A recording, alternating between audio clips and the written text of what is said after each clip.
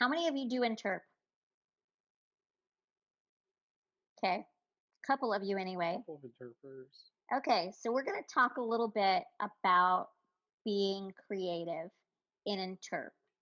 So, when we think of recording a video, we think of doing our DI, HI. Um, if I had a black book, I actually probably have one here. I do. That's typical coach.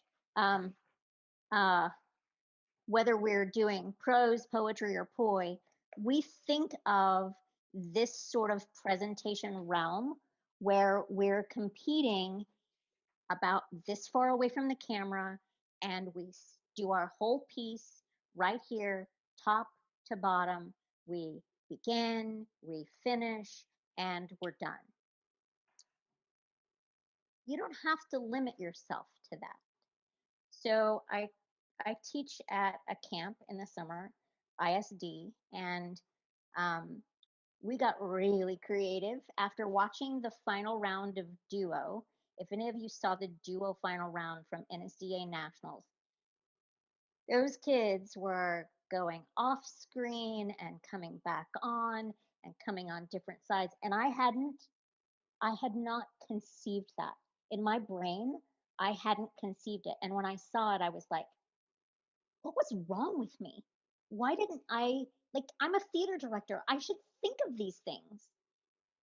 And it was brilliant. So if duo can do it, why not HI or DI? So we played with all kinds of angles, with all kinds of entrances and exits, especially with HI, because you're playing multiple characters. So I'm playing a character who's being chased, and I come in on this side and I'm looking back and I go out, but then I go down and you can't hear me. And then I come in over here as a completely different character. I can leave the screen, I can come in, I can be far away. We even had one kid who ran across the screen this way, exit exited down here, and then came in, not on this side actually at all, but he came in from up above, and it was wild.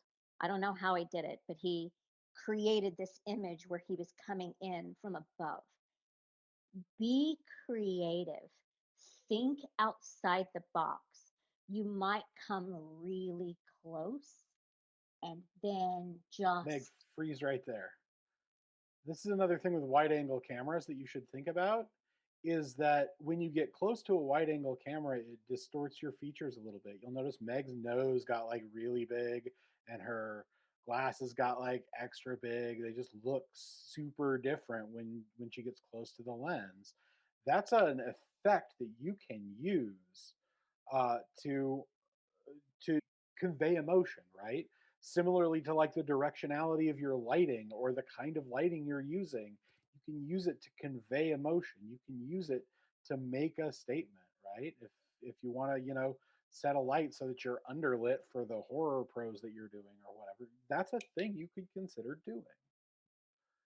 so I could come all the way in and then look down here and then suddenly be like, ooh, and I disappear as if I got pulled under or something. Like there's lots of options for you to think about when you're filming your DIs, HIs, pros, poise, duos, especially. Like they give you lots of options. So we just wanted to put all of this information out there because I want to show you some screenshots. Richie, can I share on Yeah. here? So these are some pictures that I took at the Desert Ridge tournament. As you can see, this kid is very tall. He's in an extemp round. He's got on headsets, which is fine. I'm not opposed to that if that's the best way to get your sound. But he's really tall, and I can't see his face at all. All I can see, all that my camera is focusing on, or his camera is focusing on, is that bright light behind him.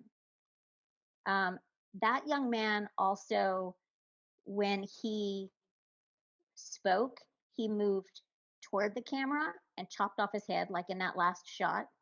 And he moved forward and he moved back, forward and back. That's the only movement that he made while he was speaking. So sometimes he was far away and we saw just his head, and sometimes he was up close and he chopped off his head. Here's another young man in an extemporaneous, and he's sitting down to give his speech. I I'm not really in favor of sitting down to give your speeches. Uh, Debate is a completely different issue, but for extemp, impromptu, oratory, informative, all of your interp events, I would not sit down. But let's just look at his environment. He's in front of a white closet door, which is fine. There's not that much distraction in the background, which is pretty good. If he would have been standing, it would have been much better. His camera's also too low, right? He needs to Yeah. lift his camera up so that he can lift his head up so that he's not talking like this, or so that we're not looking up his nose. Well, and that was the big issue with this one, is because he's way too low. It's like sitting on a desk that is down around his waistline and he's looking down directly into the camera. Um, let's look at this one. And I have three shots of this young man. This is actually the young man that was moving backward and forward. So again, his window is way over here, which is creating this lighted area over here. His face is completely in shadow. We can't see his facial features at all. He's the one that moved just forward and back. I'll show you the next image. There, he's moving a little bit forward. Again, we still see no facial features because of the lighting. Um, Here's, if I can interrupt here for just a sure, second. This is actually another interesting thing that those of you who have darker colored skin are going to want to think about, is that there is a long history of really fundamental racism in the industry of film. And by that I mean like the actual production of film, the stock that we used to shoot things on, that carried over into the development of camera sensors, which are not very good at picking up facial features on dark skin. You've got to really be careful about the way that you light people with dark skin in order to make sure that their faces can be seen, because the cameras are designed to be sensitive and to focus appropriately on people who look like me. And that's really like that's a huge problem that we have to consider and compensate for. And you can do that by making sure that your lighting is good and in the right direction, and so that you're not like, this young man's got like, the reason that he's so underexposed that you can't see his face very well is because the light coming in from the window off to his side is illuminating the wall and and the the ear. white wall and the um, ceiling there, and is creating a really bright spot. So everything else in the image gets darker to compensate for that really bright spot. Remember, it's searching for a middle gray tone, right? And so all the dark spots get or wind up being sort of Darker. overexposed to balance out the really bright highlight spots. And you don't want that to happen. So, um, And notice also that he's looking down into the camera and he's moved so far, he's chopped off the top, far, far forward, that he's chopped off the top of his head. Um, the next two are still of him, but I want to show you some of these from nationals. Look at the plain backgrounds, good lighting.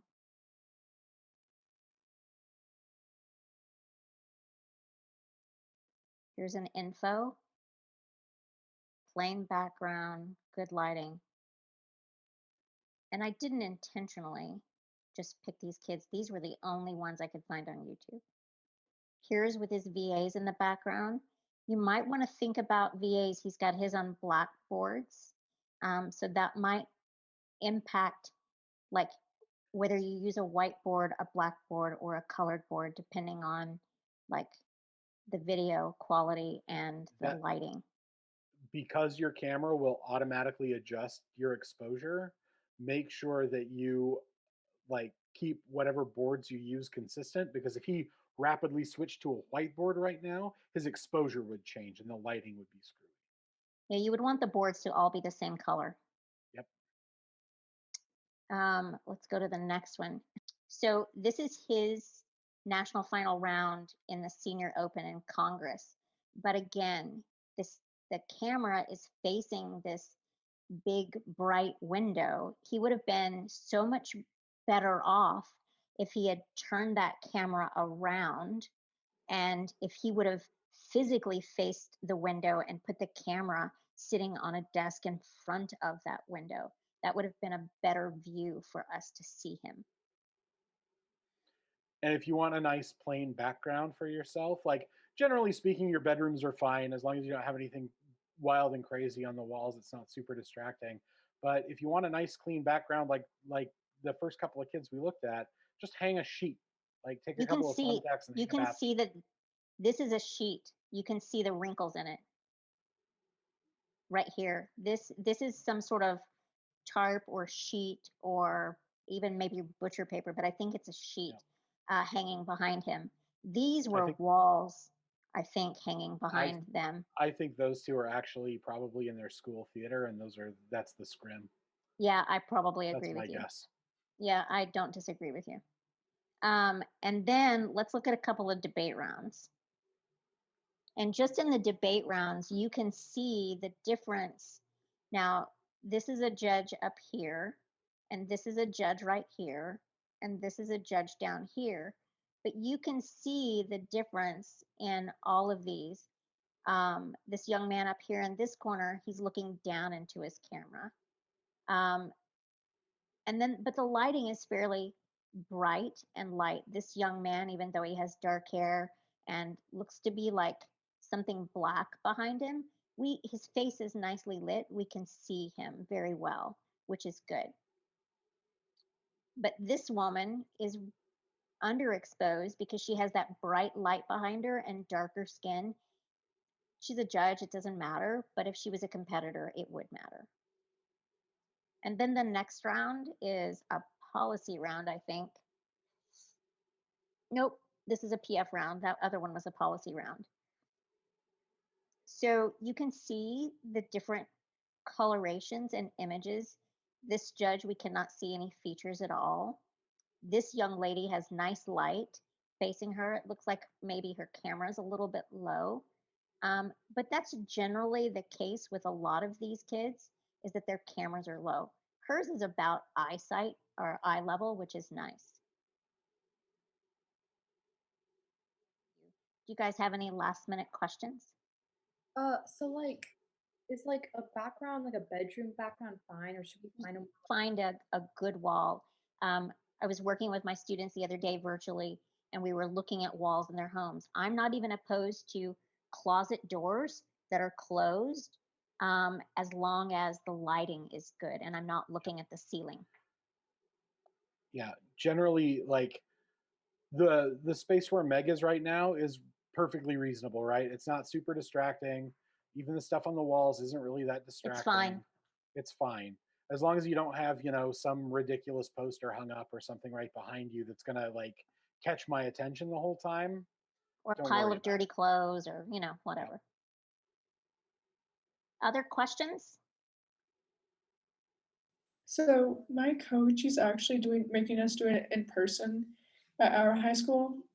Do you want us to put it our desks close?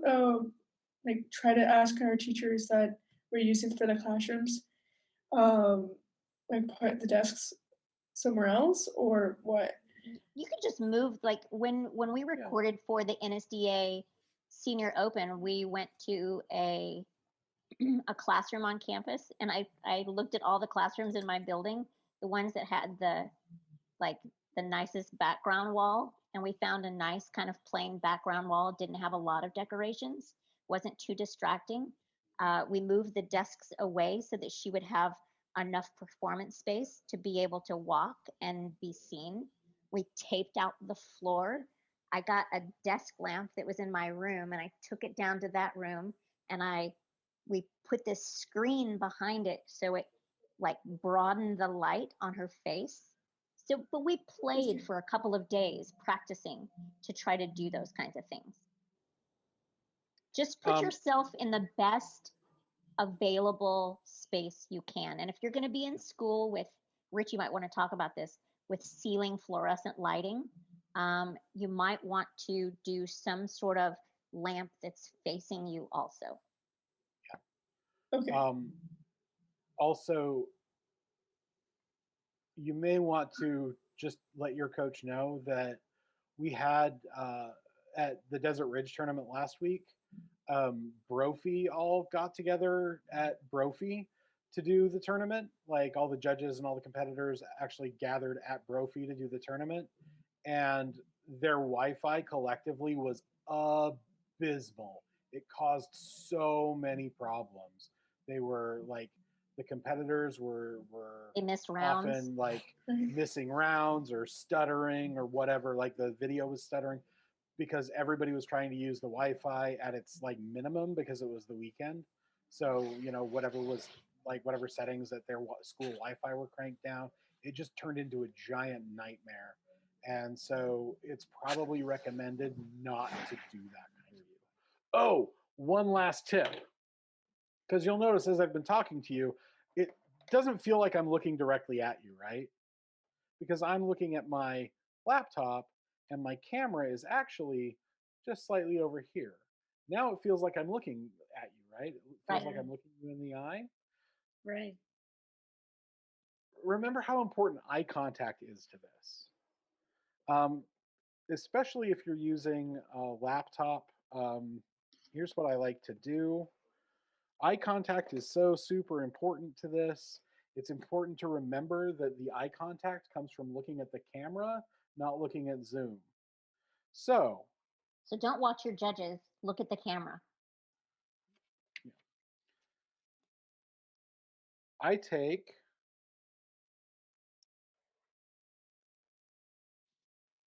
a Post-it note and I draw eyes on it. You can't see it very well. I draw eyes on it. I draw the eyes. I wish I'd used a Sharpie. I draw the eyes on the part, like on the back side where the sticky stuff is. And then I can stick those eyes on the back side of my laptop monitor right behind my camera. So when I'm looking into these eyes, it looks like I'm looking into the camera, right? And that reminds me, get eye contact. So when I look at these, it's like I'm looking at the camera. I would put So them I want to right show you with the when I look at difference. these So eyes, camera. so the difference in just right now, I'm looking at Marae. Okay. I'm looking straight down at her. Now, if I was competing and I was speaking to the Zoom pictures on my uh, computer screen, it would look like this. But if I really want to make eye contact, I'm going to lift my eyes up and I'm going to talk to the camera, oblivious to the people that are down here on my screen. But that makes all the difference in my eyes when I look up at the camera as opposed to looking down at the people on the Zoom. Did you see the difference? So it's hard to do because we want to talk to the people that we're competing in front of, but that's why he draws the eyes and puts them up above the lens. Draw eyes on a sticky note and stick them right behind the lens on your laptop camera, and that will remind you, look up. These are the eyes, right? Look into my